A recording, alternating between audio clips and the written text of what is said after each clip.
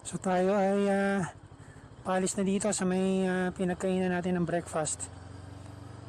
And this time, gagamitin naman nating camera is itong X3 natin para malaman natin kung maganda pa yung video quality nito for 360 videos.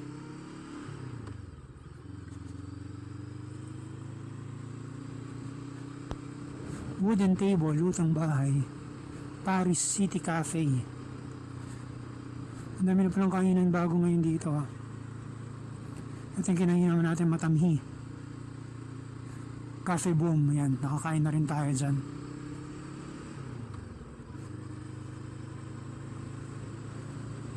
So ayan, mataas na yung sikat ng araw.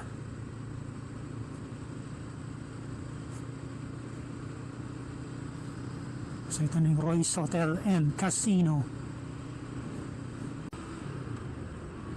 Hindi ko lang alam kung ano ang speed limit dito, dahil wala tayong masyadong nakikita. Ayun, 60 ang speed limit.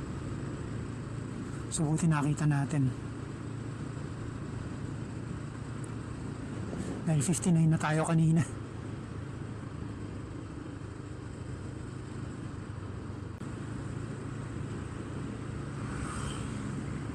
Pero si kuya, yun, mas mabilis pa sa 60 yun.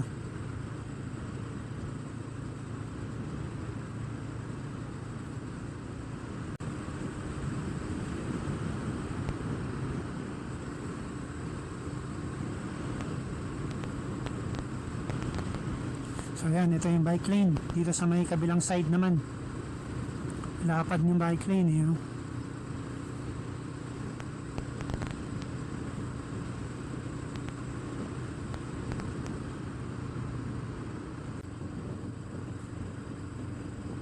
So aside sa SM City Clark, meron ding isa pang mall dito, Clark City Front Mall.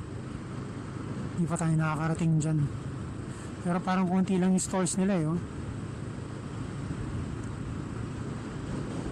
Kasi ito na yung SM City Clark on our left.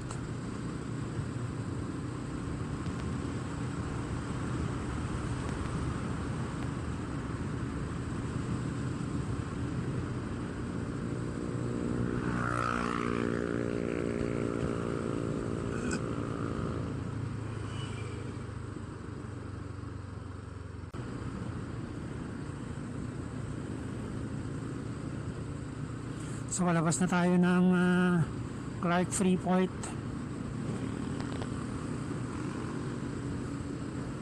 So kakaliwa tayo dito. Ang dadaanan natin din same lang dinaanan natin kanina, para expressway kagad tayo. Pag nagbabay kasi tayo, dito tayo dumadaan sa may kanan papuntang San Fernando.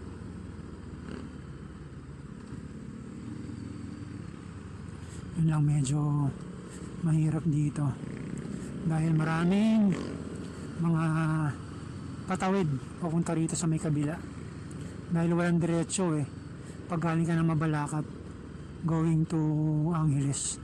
Kailangan mong kunin yung roundabout.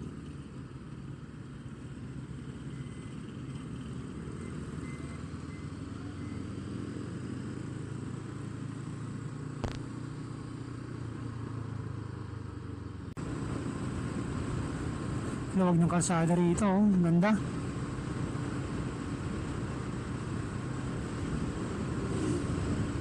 Si Kuya Truck naman sa likod, nagmamadali. Tutok na tutok una ka na nga.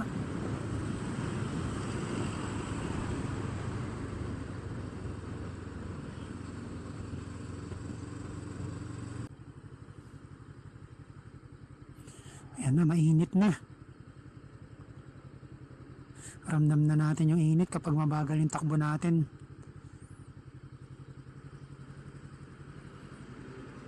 Basa 18,895.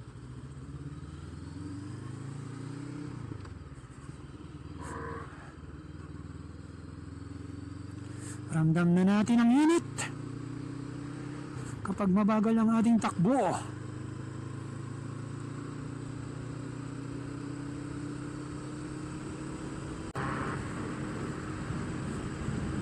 Wala nang masyadong lamig yung salubong sa atin ng hangin. Hindi na ganun kalamig compared kanina. Wala, super traffic na sa kabila oh. Buti kanina hindi ganyan.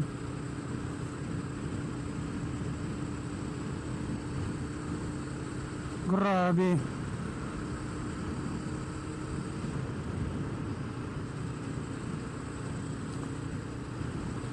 Tapos walang galaw, parang walang galawan oh.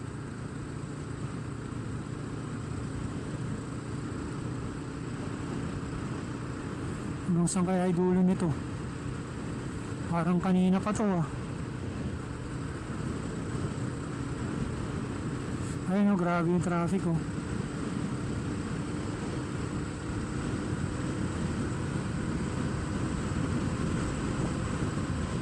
Mga pauwi na ng probinsya.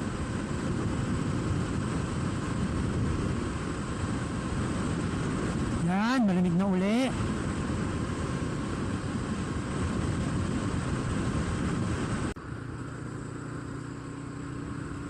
Ang kagandahan lang nitong may adapter, nakakabit yung mic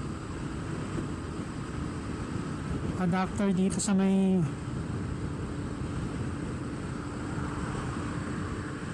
X3 natin.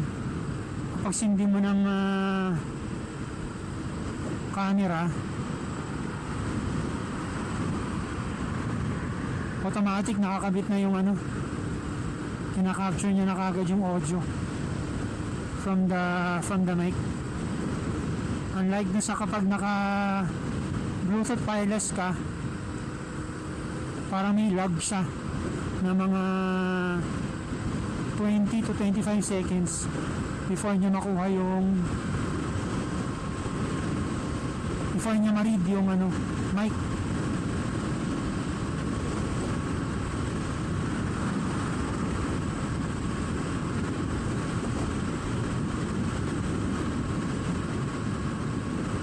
Hindi lang natin masilip kung ilang percent yung battery natin. Mamaya check natin sa next gas station. Possibly sa may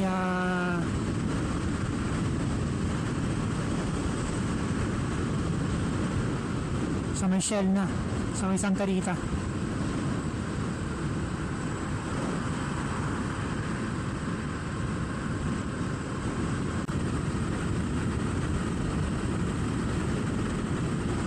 Parang yung kagandahan ng kapag pauwi ka ng Metro Manila sa NLEX, ganitong oras wala pang masyadong kasabay ng mga sasakyan. Ngayon nga may umuwi yung mga tao from province is after lunch na hanggang sa gabi.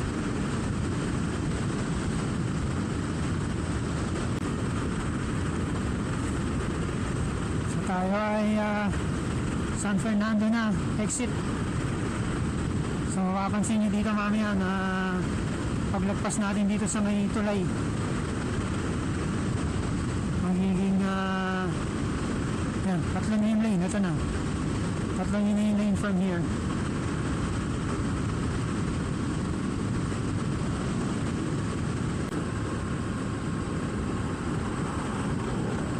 Nakakantok yung yung araw tapat sa mukha natin.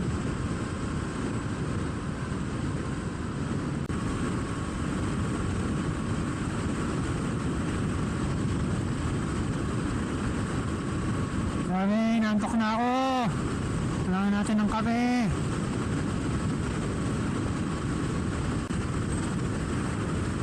Ito na, crossing na tayo ng Candava Bridge.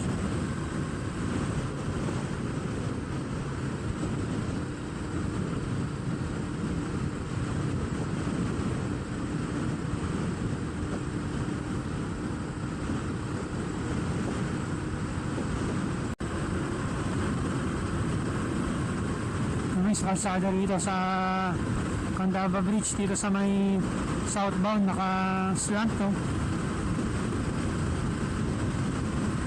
para yan sa ano, pag-uulan, para yung tubig hindi mag-accumulate.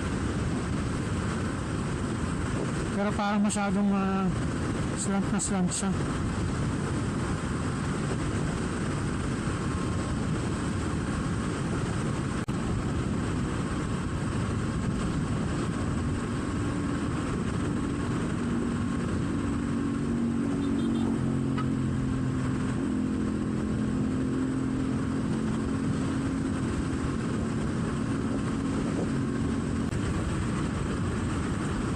Grabe, nakakaantok.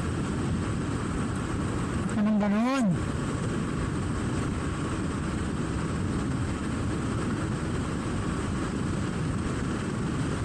Antok na tayo, layo pa natin.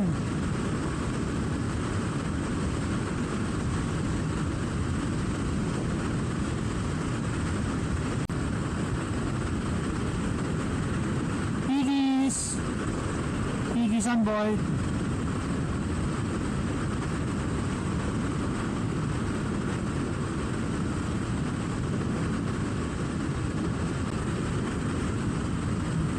Ako titigil sana sa Caltex.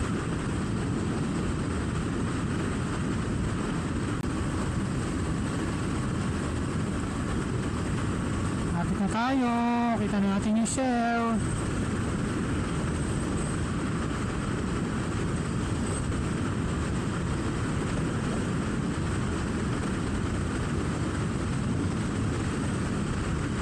Makapag-stretching ng konti. Bigla tayong nangawit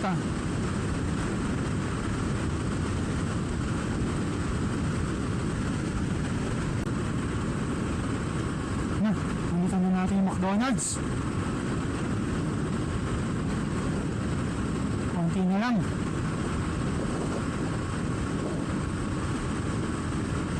Ayun na rin itong patrol. Sikiting patrol.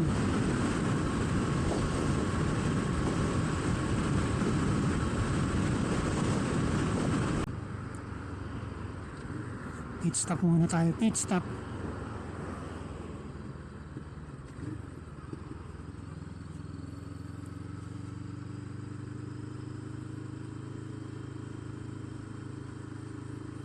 Punta sa Army Navy. Iced tea tayo, pampagising.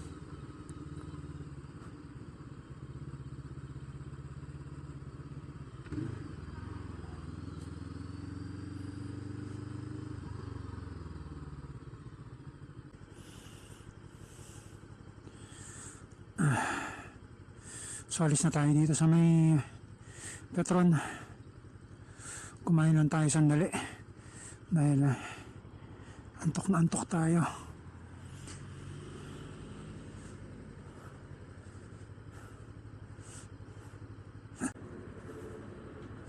So hopefully yung battery natin umabot hanggang Phoenix. Ayan, medyo nawala na yung antok natin.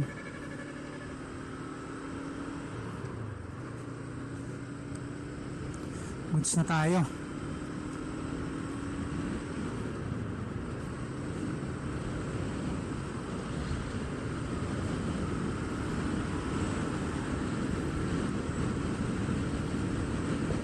Alive na ulit tayo, alive!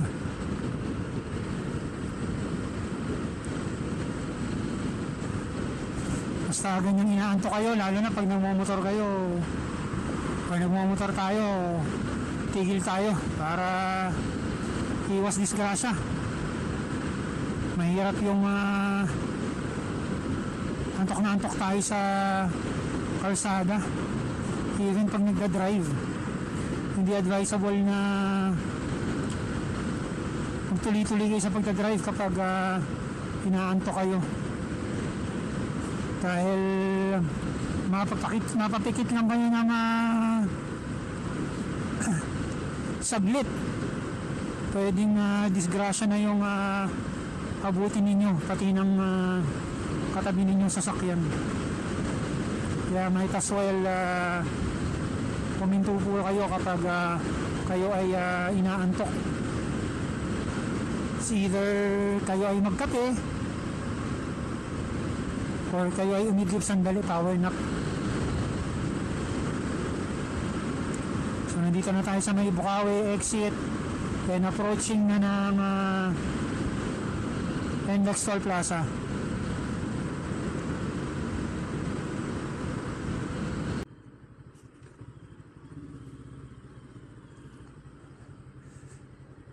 Basa. Nice. 507 na lang.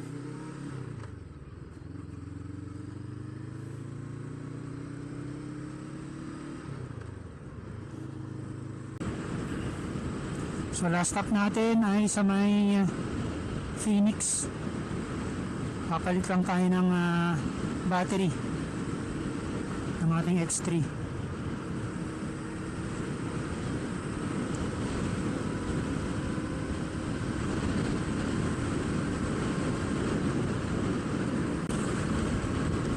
So far tayo ay nakaka 187 kilometers. And yung gas tank natin ay kalahati na. So more or less mga 300 to 350 liters yung laman ng ano natin, yung kayang itakbuhin ng ating motor na full tank.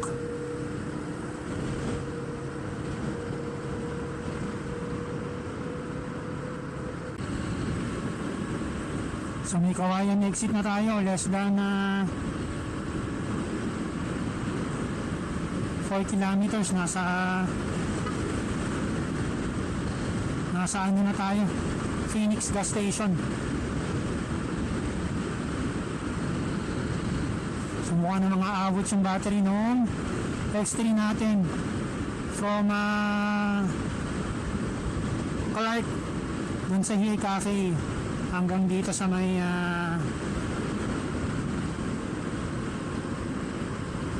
Phoenix gas station. Malayo-layo rin yun, ha. So good job yung ano natin. Gusto pa yung battery life ng ating X3. Ang tanong na lang is kumusta ba yung quality ng ating camera.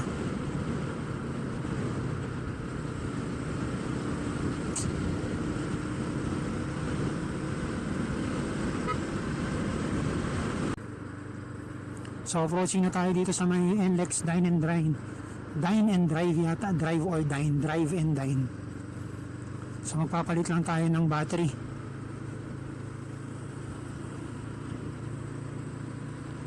Para yung last ano natin, last stretch natin dire-diretso.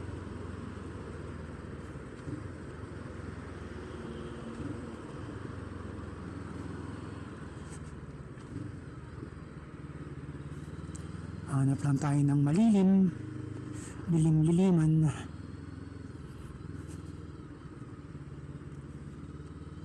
Para makapagpalit ng battery.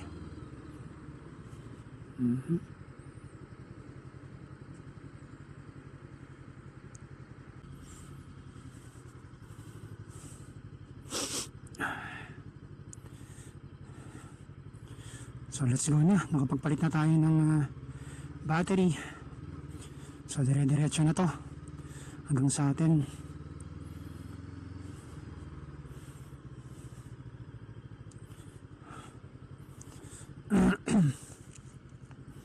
Hindi na tayo naka-CR.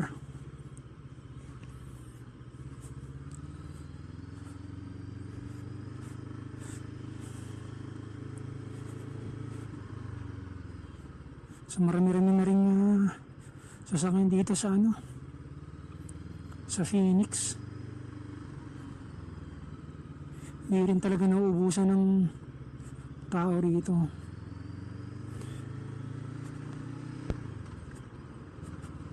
Pero syempre hindi pa ganun kapunong-puno, pero marami-rami rin tao. Kasi isa din sa mga pinupuntahan dito sa Phoenix itong ano mga outlet store na maraming sale.